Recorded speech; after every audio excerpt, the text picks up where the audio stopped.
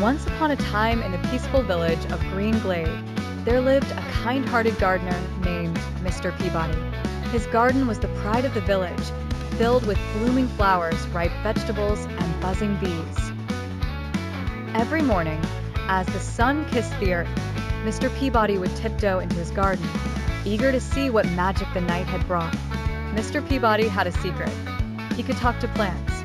When he whispered to them, the plants seemed to dance and glow. "Good morning, Daisy," he'd say, and the daisy would perk up, her petals stretching in joy. "How are you today, tomatoes?" he'd ask, and the tomatoes would blush with pride.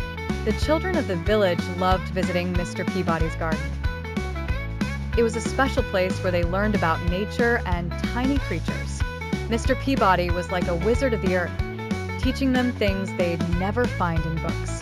One day, a worried little girl named Lily visited Mr. Peabody. "My pumpkin plant isn't growing, Mr. Peabody," she confessed, her eyes filled with concern. "Let's see," Mr. Peabody said gently, taking her hand and leading her to her garden. "Plants are like friends, Lily. They need love, care, and a little patience." Together, they dug around the plant gently, loosening the soil and watering it with sprinkles of rain from a small can. Mr. Peabody taught Lily a secret song that his grandmother had sung to her garden. They sang together, "Grow strong, grow bright, reach up with all your might." Lily felt a warmth in her heart as she sang to her pumpkin plant. The next morning, Lily ran to her garden and gasped in delight. Her pumpkin plant was standing tall and proud, tiny orange flowers blooming like a crown.